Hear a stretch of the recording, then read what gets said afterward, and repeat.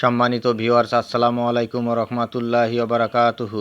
আশা করি সবাই আল্লাহর অশেষ রহমতে ভালো আছেন, সুস্থ আছেন। এই চ্যানেলে আর একটি নতুন গুরুত্বপূর্ণ ভিডিওতে আপনাদের সবাইকে স্বাগতম। আজকে আলোচনা করব এমপিওর কার্যক্রম বন্ধের হুমকি সেসিভ কর্মীদের। বিস্তারিত থাকছে ভিডিওতে। এই ভিডিওটি দেখার আগে যারা এই চ্যানেলে একদম নতুন তারা অবশ্যই চ্যানেলটি সাবস্ক্রাইব করে পাশে থাকা বেল আইকনটি প্রেস করে দিন। আজ যারা ইতিমধ্যে সাবস্ক্রাইব করেছেন তাদেরকে জানাই অসংখ্য ধন্যবাদ। এমপিওর কার্যক্রম বন্ধের হুমকি সেসিভ কর্মীদের।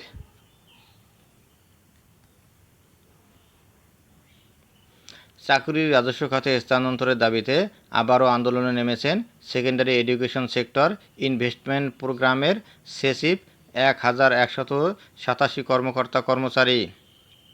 দাবি আদায় না হলে বেসরকারি শিক্ষক কর্মচারীদের বেতন ভাতা বা এমপিওর কার্যক্রম বন্ধ করে দেবেন বলে হুমকি দিয়েছেন তারা।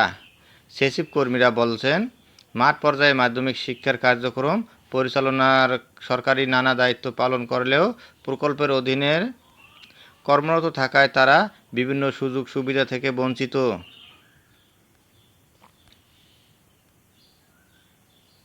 রবিবার 18 আগস্ট সকাল থেকে শিক্ষা ভবন ক্যাম্পাসে অবস্থান নিয়ে তারা চাকরির রাজস্ব খাতে স্থানান্তরের দাবি জানান। সেসিপের কর্মীরা বলছেন, রাজস্ব খাতে আমাদের পদ সৃজন করা হয়েছে, কিন্তু চাকরির রাজস্ব খাতে স্থানান্তর করা হচ্ছে না। অবস্থান কর্মসূচি ও কর্মবিরতি শুরু করলেও পরে দাবি আদায়ের আশ্বাসে তা প্রত্যাহার করা হয়েছিল। কিন্তু চাকরির রাজস্ব খাতে স্থানান্তর হয়নি।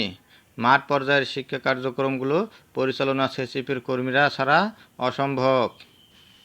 পরিদর্শক, প্রোগ্রামার, থানা ও উপজেলা শিক্ষা অফিসার, একাডেমিক সুপারভাইজার সহ বেশ কয়েকটি পদে কর্মরত থেকে আমরা মাঠ পর্যায়ের শিক্ষা তদারকি করছি। সরকারি দায়িত্ব পালন করেও সরকারি সুযোগ পাচ্ছি না।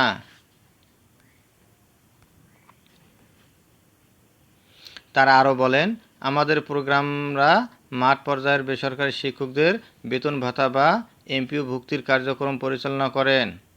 আমরা যদি রাজস্ব খাতে স্থানান্তর না হই তবে ইএমআইএস সার্ভার বেসরকারি স্কুল কলেজ শিক্ষকদের এমপিও প্রক্রিয়াকরণের সফটওয়্যার ডাউনলোড করে দেব। আমরা এমপিও ভুক্তির কোনো কার্যক্রমে অংশ নেব না। সেসিপের কর্মকর্তারা বলছেন, শিক্ষা মন্ত্রণালয়াধীন সেসিপ প্রোগ্রামে প্রায় 30% নারী। মাধ্যমিক শিক্ষা অফিসগুলোতে কর্মরত এসব কর্মকর্তা বিনামূল্যে পাঠ্যপুস্তক বিতরণ, কারিকুলাম বাস্তবায়ন, হাতে কলমে বিজ্ঞান শিক্ষা প্রচার,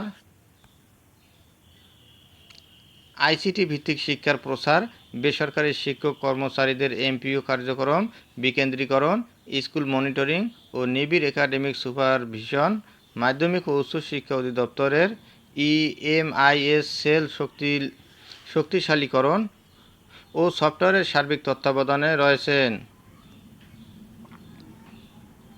এছাড়া তারা নকলমুক্ত পাবলিক পরীক্ষা আয়োজনে ট্যাগ অফিসার এবং জাতীয় নির্বাচন সহ সব পর্যায়ের নির্বাচনে প্রিজাইডিং অফিসারের দায়িত্ব পালন, বিজ্ঞান ও উন্নয়ন মেলা আয়োজন, জাতীয় শিক্ষা সপ্তাহের বিভিন্ন ইভেন্ট পরিচালনা করেন।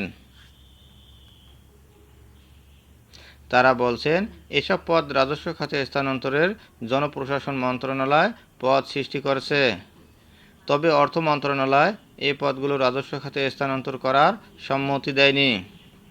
এ পরিস্থিতিতে বিপাকে পড়েছেন ওই 1187টি পদের কর্মরত কর্মকর্তা কর্মচারীরা।